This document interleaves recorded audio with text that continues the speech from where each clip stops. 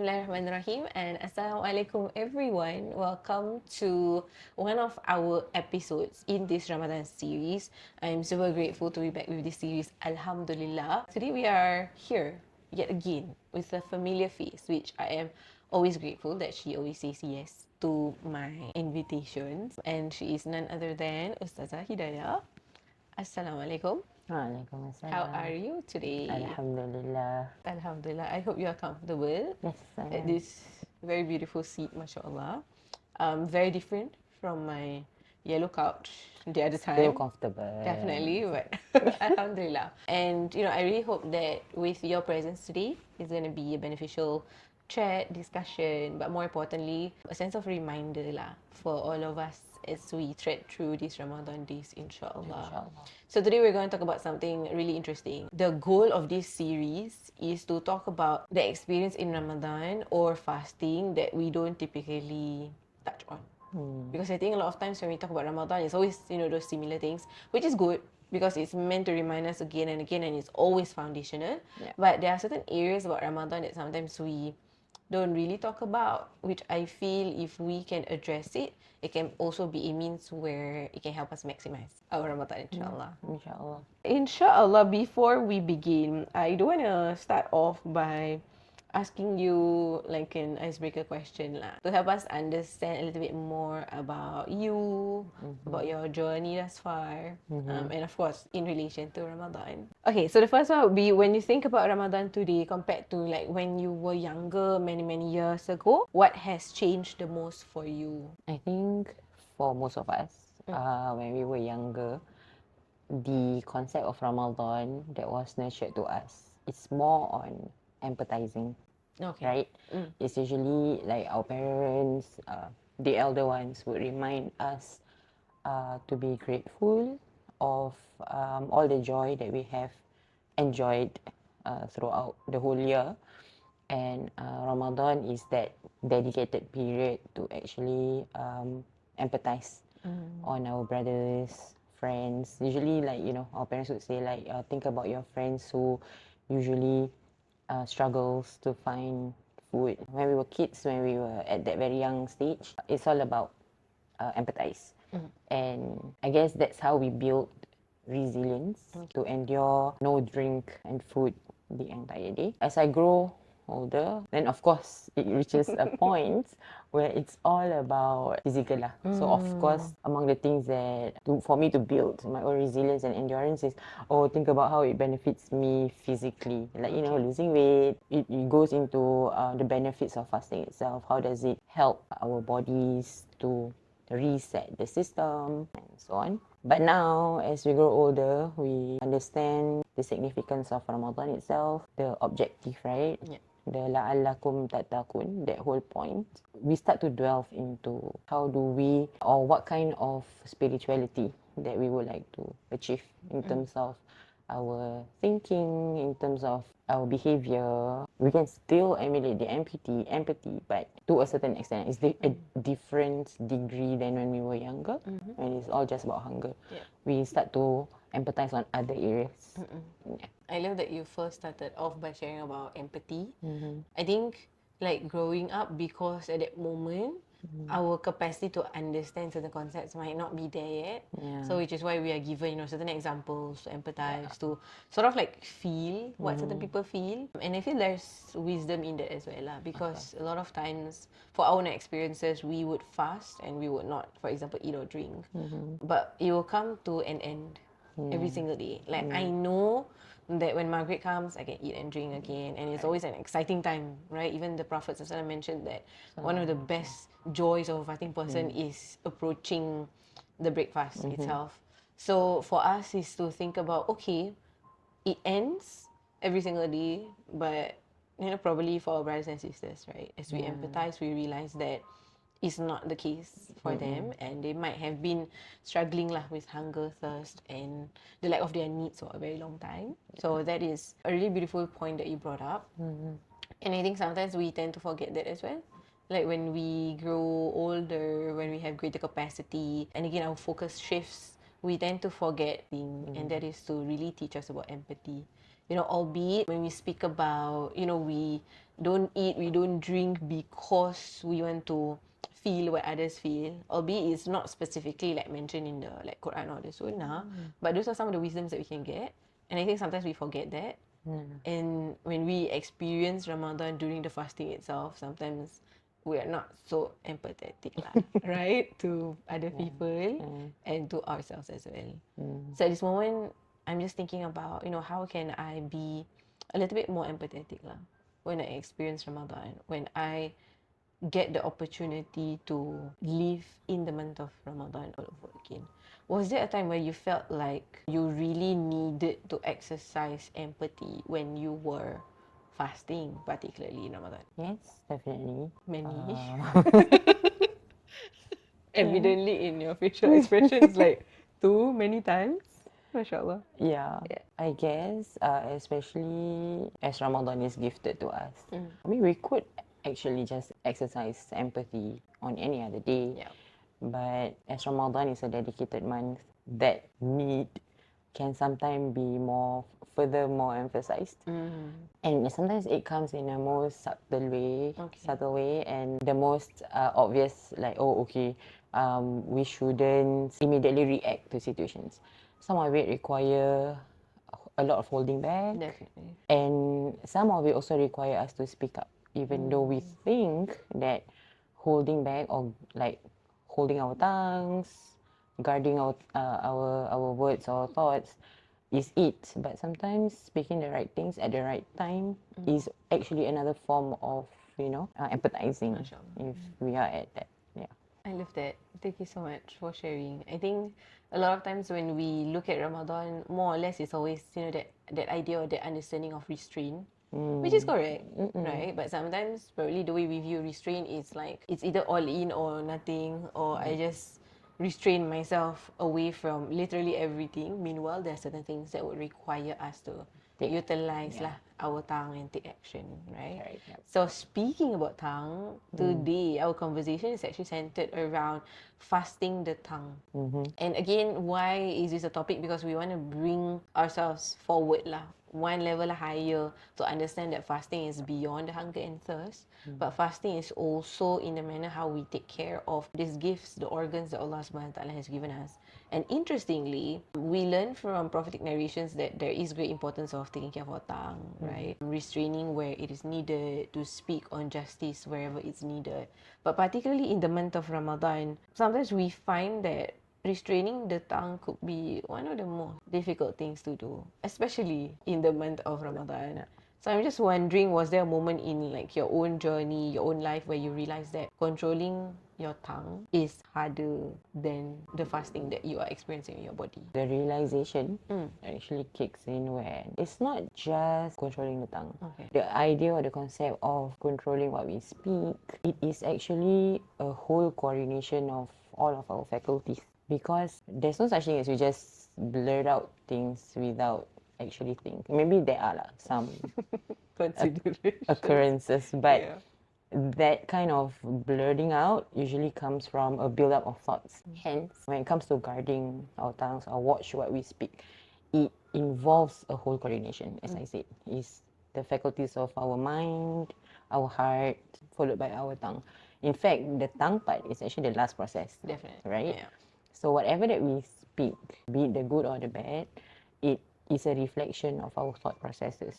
It is a reflection of our own reflections as we process through what we see, what we hear, what we feed our mind with. That part is a great challenge because tongue is actually a very small organ in our body. It brings both pleasure as well as pain, Pain. right? Yeah. When I say pleasure, with that tongue, we taste sweetness, right? We taste all the wonderful nikmah lah in this earth. And what we say also can bring pleasure to others, right? When we emphasize or we focus on the good and the positive, it comes from that very same tongue that could also hurt others. It's like a double-edged sword kind of Yes. thing. Okay. Yeah, that is the challenge lah. Yeah. It's the coordination part. And it's a long process. It's not like suddenly in Ramadan aja, just in Ramadan, we become a different person altogether. It's a one whole year thing. And Ramadan is actually bonus where we gather power through to actually gain as much reward as possible. There is a month that we will be more motivated to do more because we know we are informed of the multiple rewards, right? But it's a practice throughout, and definitely it's still a good objective to set in our mind that when we come out of the Ramadan, we would like to be a better person. But it has to start from now. It has to start from even before Ramadan itself. It makes sense lah, basically. It makes sense, right? I think a lot of times when we talk about controlling the tongue, we just view it as like one mechanism. Like, okay, now it's Ramadan, okay, tongue, you better switch off or you better like, not say certain things. But actually it's all rooted from within. Right? Your thought process, what you have in your heart and everything. And like you mentioned beautifully, it's literally the final checkpoint before things actually come out of our mouths. But what I also find interesting in today's age is that sometimes the things that you speak about unnecessarily happen on the tongue, but that can happen through our fingers. Like your fingers is a representation to your tongue. Extra coordination. Yeah, extra coordination. Or like, it's okay, tongue, I'm here to do the job for you, right? So what are your thoughts on that? Because sometimes some of us might think, oh, I did not say anything hurtful. I did not use my tongue to actually say things that might cause, chaos in people's lives. But then we have these fingers moving, be it via social media or via our phone chat. We utilize to like text certain things. Isn't that a representation of the tongue? It's the same thing. If that helps, look at it as at least the tongue is nearer to your mind, right? So, okay, maybe the destination is shorter. Now, finger is much A further. little further. You have more time to think. It's the same thing. So, I believe we all understand that when we talk about whatever that is done through fingers, which means it's on the space or online space, right? And that is even more dangerous because we can do things without getting caught. Like we did not have to face the fear of reactions because we can just hide behind the screen, saying whatever that we like, whatever that we don't even necessarily have to think of the consequences. Of course, there are cases when it involves crime, bullying, and all that. But for example, backhanded compliments and stuff like that, we did not have to be confronted by an immediate reactions where we have to see people reacting to us and our words, or actually dealing with being estranged from the effect of our words. So because of that, it encourage us or enable us to even more say things without hesitation or lesser hesitations. And we see this online a lot, right?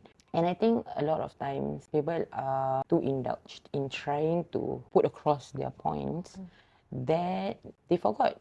I believe lah. I would like to believe they forget to filter that process. Things like, are those comments necessary? What is the objective of the comment that you leave behind? Like, what do you want the reader to feel or to take from whatever that you say? And I think definitely, I believe all of us have seen this because if it's not within our social circle, like our friends that we connect online and offline, usually this kind of situation is even more vigorous through like anonymous spaces, especially like postings that went viral and anyone can just comment whatever that they wish. Take in some steps before we actually think it's okay to leave behind such comments lah. We might forget what we say, especially if no one react to it, no one like it. Or like somebody like that. Sorry to like. Yeah, like whatever that we leave behind, we might forget. But the one who reads it, right, we never know how that thing impact them. If it's in a good way, definitely carry on. But if it's not, it scars them lah for like significant amount of time. Or it could be for life lah. It could be for life. Maybe if you can take this opportunity to ponder upon some of the things that we see online. People not just react or leave comments. Sometimes they will reenact and create parodies over sharings or postings that are done by people. I'm not sure whether people realize that that is a form of bullying, Yeah, it right? Because I think we see, and the recent trends, the one where there are people who start to be more open to share their personal experiences. It's a personal experience for a reason. It varies from one person to another. Some people, let's just say in the context of dealing with PTSD or unpleasant experiences that scars them, that leave some kind of trauma, they may react to those experiences differently from how you would possibly react to. And what does not make sense to you may not necessarily make sense to others. Similarly, what makes sense to them may not necessarily make sense to you, but that does not give us the rights to ridicule a person's experience lah. I think did you come across the one where she was dealing with the plane? The plane? Yeah. Like the plane? Yes, she was on the plane. Oh, I don't think so. But I've seen those trends lah. Yes, That yes. you just know that this parody is coming from like another creator who was just really trying to do good. I think there was also a moment where there was a creator who was literally making like religious content to like remind other people, but then there were parodies. So it's crazy to realize that just making like normal sharing of experiences of content kind of thing, people can actually do parody out of it. Yeah. It's crazy to think that people who actually create content to benefit other people Yeah. can also be made a parody out of it. Yeah. So I've not seen the plane thingy, but yeah, we get the point. Yeah. I think we shall not wait until there are bigger consequences lah. The last thing we would never want it to be a point where, so imagine as she goes through that difficulty and she shared it, as people make fun of it, she is still coping with a certain situation that might lead to na'uzubillah lah, suicidal cases. Those are legit. Which is common, right? Yeah. Those are legit situations. Maybe you did not put in so much weight into thinking about that, but imagine if that happens and you are a contributing factor to it, right? So that's a long process of changing your ways later lah. And that's a very interesting angle because if we think about it, even if it's done online or like through a text message, right? Like for example, I think about certain thing and then I want to comment, I want to reply in a certain manner. When we talk about these contents, right, about what we see on social media and like through our phones, for example, we don't say, hey, look at what this person, we don't say, hey, look at what this person typed or commented. It's always look at what this person say. Or what is this person saying? Even though it's actually coming up in the form of a text. But we don't say, oh, this person actually texted this. No. And you know what she said to me? But actually it's in a form of text. It's really important for us to like constantly rethink about how we want to approach, you know, these moments and, you know, to realize that these are the things that we will be accountable for lah, right? Like you mentioned, are these the things in which that we want to leave trails of? Because while it might not be a trail per se, number one, it could be a digital footprint. Like people today can literally dig up the things that you do like 10 years ago, 20 years ago. That one comment that you felt it was funny 20 years ago suddenly can become an issue for you in today's time. But even if that does not happen, that's going to happen in the akhirat, right? Literally your trail of the things that you say, the feelings that you have caused upon other people, you know, that can definitely, or that will be definitely brought up in the hereafter. So I think for us is to be a little bit more mindful, and it should not only be in the month of Ramadan that we are mindful. Ramadan is a space where we get extra tools to help us deal with that, but our goal really is to build positive habits, especially with the tongue, so that we are able to, you know, move forward outside of Ramadan with the right manners lah, inshallah. Okay, so before we continue, I really hope that you have been finding the episodes beneficial so far, and I'm also happy to share that this Ramadan we are actually helping Global Ihsan Relief Singapore to fundraise for iftar meals for those who are in need of support in their lives, for individuals, for mothers, and for families as well. So I'm inviting everyone, you know, if you've benefited from the episode, please extend the benefit, please be part of this fundraising efforts, inshallah. And it's actually as low as $10 that you can contribute and that you can help, you know, our fellow brothers and sisters to have a meal for their iftar, inshallah. So if you'd like to be part of this effort, please visit t.ly/iftar01, iftar01, and may Allah subhanahu wa ta'ala accept all of your giving in this blessed month, and may it be multiplied many folds for the benefit of your dunya and your akhirah as well, inshallah. So again, it's t.ly/iftar01 iftar01, and you can inshallah contribute as low as $10 to support our brothers and sisters, inshallah. Okay, now back to the episode. At this point, I'm just wondering if you have any thoughts about why does Islam place such a heavy emphasis on the tongue in compared to other limbs. I know we've talked a lot about that, but if there is like any portion of what Islam has taught us that you feel that is really important for us to be reminded of today. When it comes to fasting, the struggle that we go through, right? I mean, this is as we talk about fasting.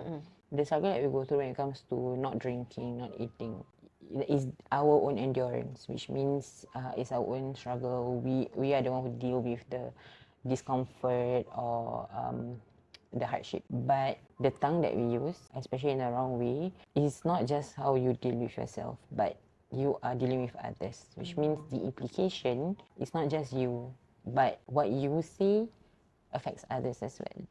So that would be among the reasons why the emphasis on guarding our tongue is further emphasized, and we reflected this lah upon many verses, not many lah, like several verses in the Quran. In fact, our Prophet ﷺ reminded us that if we have nothing better to speak, then just remain silent. A lot of people, I guess, me myself included, sometimes we are in the dilemma of whether to speak the truth. Kulil haq walau kana muron, right? Speak truth even though it's painful or it's bitter. And this whole idea of our individual responsibility to enjoin good, forbid evil. But then again, that's why this whole coordination thing takes place, because as we are trying to achieve all that, those are principles that upon all of us Muslims individuals to act upon. It requires many things involved, and among the things that we have to take note of is some precautionary measures,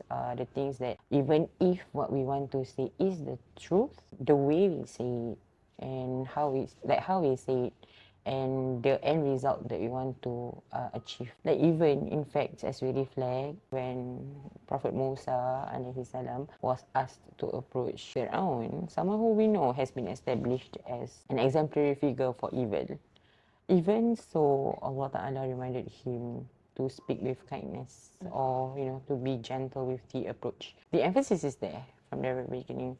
Maybe perhaps we can come up with some examples that we do not realize we do online or offline. As we speak or as we try to speak and spread positivity upon others, that can backfire us when we do not notice that we may speak or we may come from being in a high horse. For example, let's just give some context. When we want to talk about sharing joy and happiness, and I think that's what people does online, right? Whatever that they share, mostly they would share good things, and that can be a good thing. But in this instance, like a young newly married couple who shared about their plannings as they plan their wedding and then their honeymoon and where they go and stuff like that, comes another person lah who are quite newly married and decide to, perhaps in their mind they would like to add perspectives, but as they share it with perhaps the intention or giving off the high horse effect. So when he or she shared that, for me,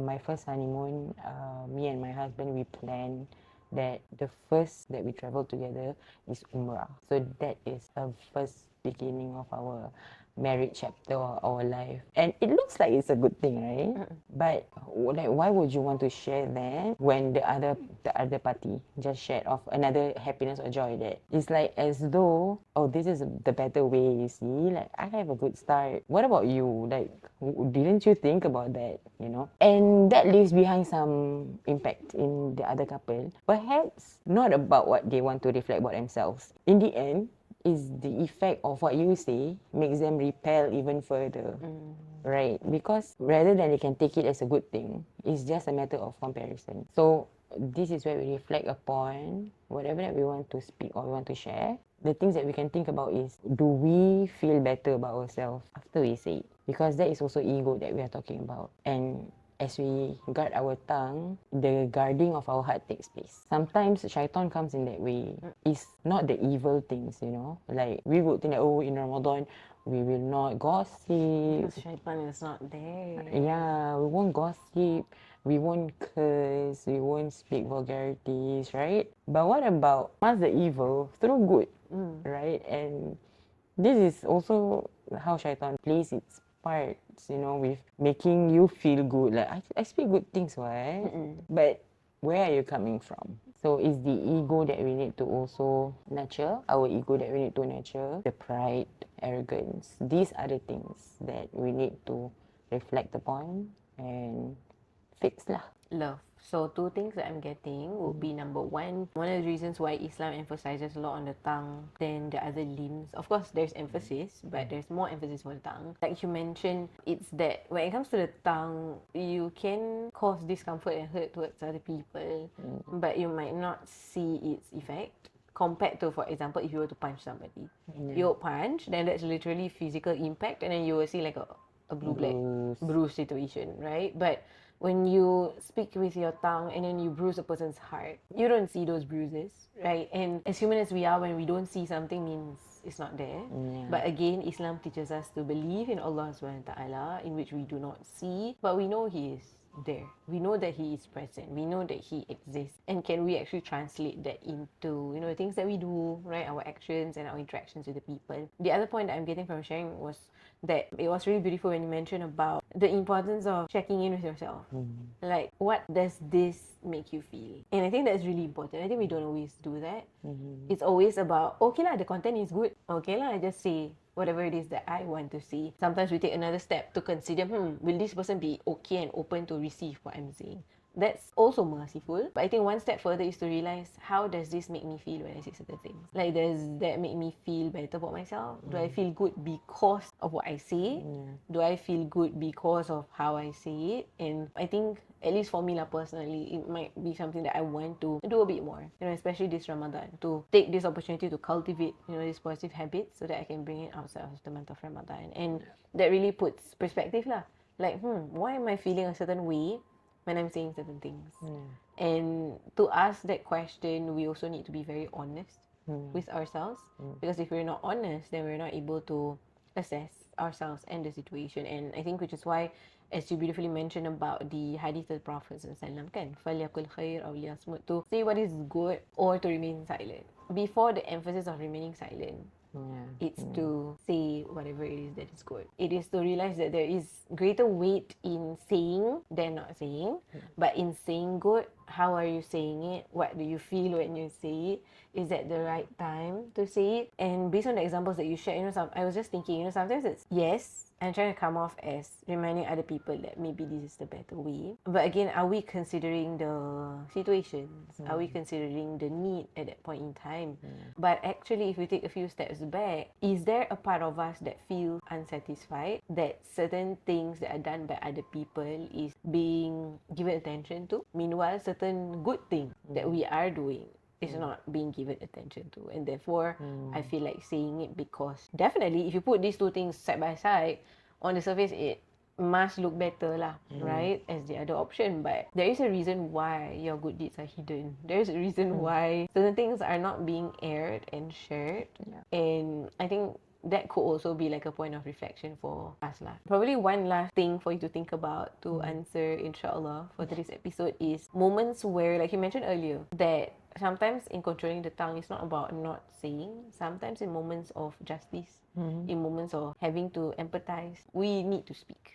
Right? Controlling does not mean not do anything. Controlling means how you utilize it, because it can be for good, it can be for evil.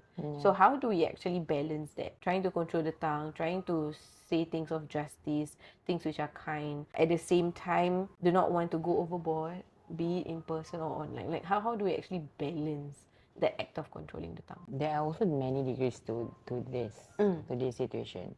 Let's just say it is of a matter within just an individual level or a personal level, and the word is personal. Hence, approach that personally. So should you see a friend perhaps, or it can also be a stranger, but what was done or what was said is not right, and you see the need to correct it, do it in such a way that it is not done in front of others. Do it in such a way that that person is able to receive it and accept it. Okay. In fact, these are what the Sahabas did also back then. If I'm not mistaken, Ali radiallahu an, when being approached by a youth, like a young person, he reminded that person that among the things that we need to, like a checklist. This is me paraphrasing. Like a checklist is, first, do you know enough the person lah, right? Because let's just say if it's a friend, someone you are close, you would definitely know that person's thought processes, the profile of that person, the background of that person, where they are coming from, that leads them to say or do certain things, right? But if it's a stranger and you do not know how they are, who they are, you are not able to approach it in the most favorable manner, right? Because you do not have access to personal information about that person. So definitely the safest way is to bring them aside, talk to them in a personal space, DM. You know, when we're talking about something online, is DM, because we see a lot of us tend to comment that can be seen by other people. And especially now, as you know, we maneuver this toxic environment, online space and all that, right? On our own personal level, we will have some guards, like we will build some walls or things to guard us from getting affected. And those things are like, do not care about what others say, you know, we will prioritize our own peace, our own.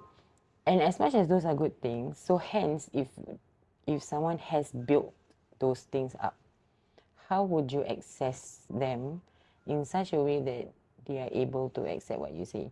So how would you, like, what makes you think that leaving such comments online would affect them, right? So previously we were saying about how some things that we say may impact them, right? Now on the other hand, what you say would just leave no impact at all. And hence the objective of making some changes, making change would not be achieved.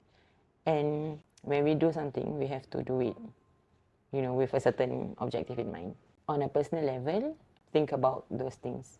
But when we talk about justice, something that affects a larger group of people, something that requires attention.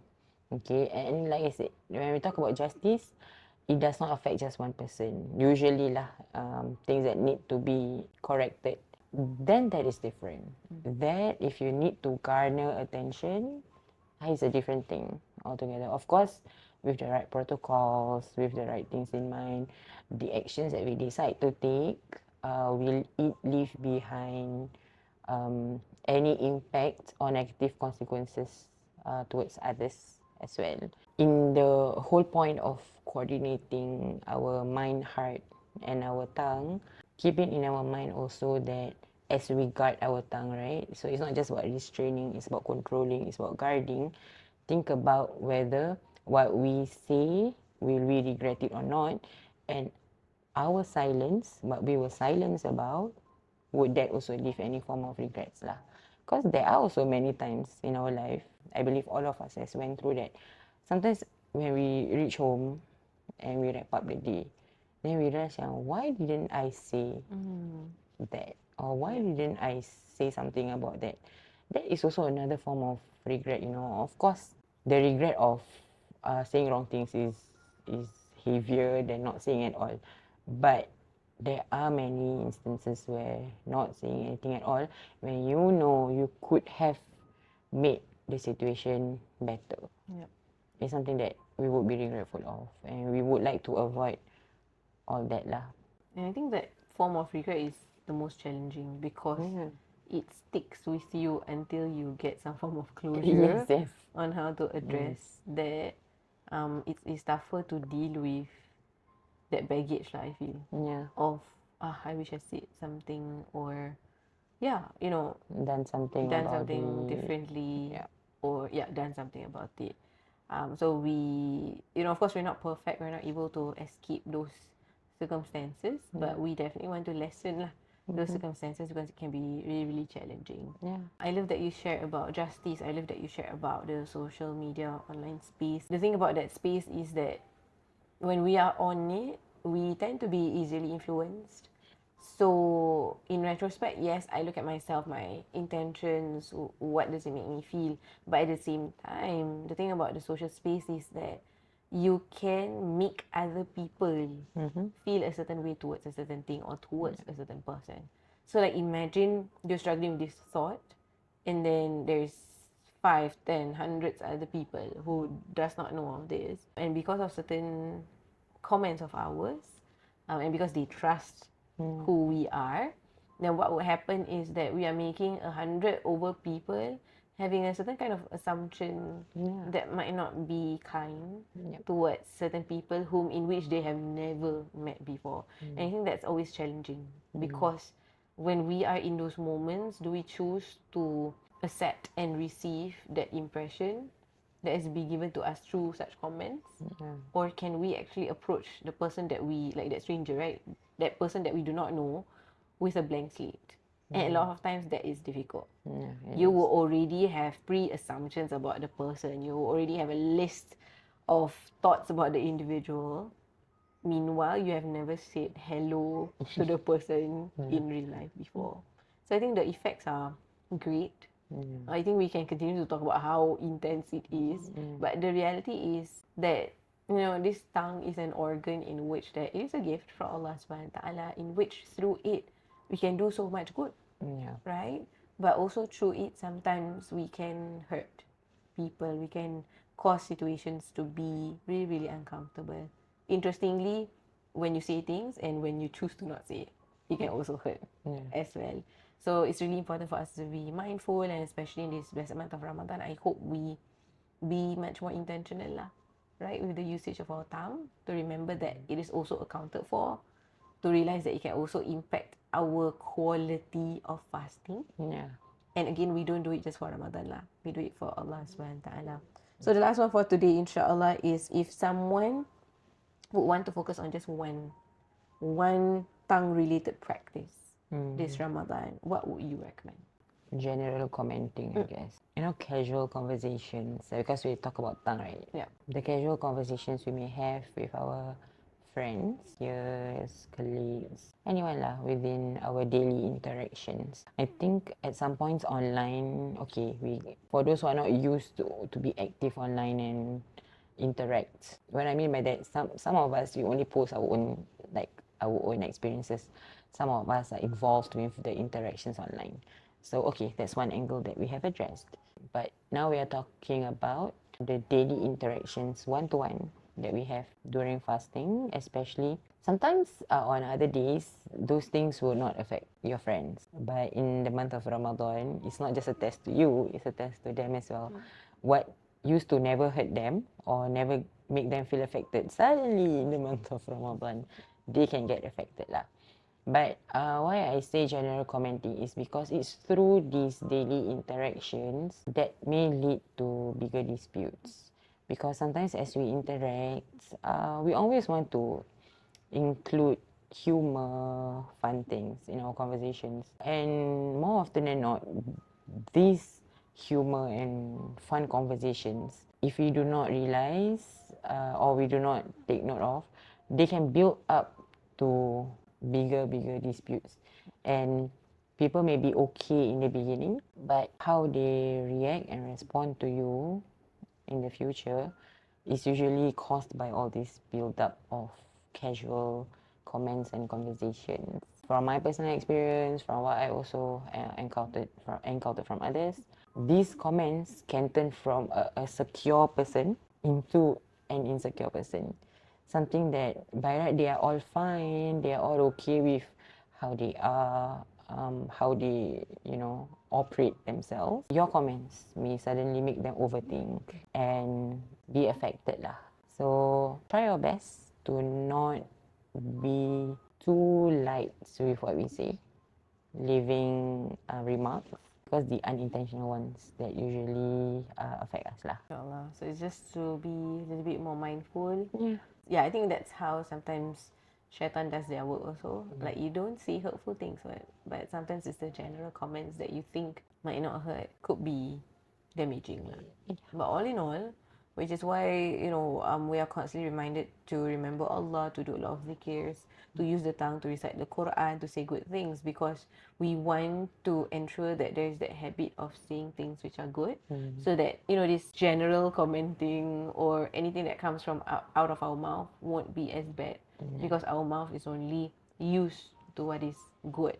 Similarly to our tongue, it's always used to doing good lah. InsyaAllah, may Allah SWT make it easy for all of us, this journey with our tongue in the month of Ramadan. May our tongue be a testimony for us, not against us. Ameen. And may we come out of this Ramadan stronger with a tongue that is light in terms of its remembrance towards Allah SWT. And may we use our tongue only for good. InsyaAllah. So Alhamdulillah, thank you so much for being here on today's episode. For having me. Definitely a joy to have you again and again, and hopefully you can say yes again next time. Inshallah. But more importantly, I hope that this Ramadan will be a Ramadan that is peaceful, meaningful, and rejuvenating for you. Inshallah. And may this be the best Ramadan yet lah for you.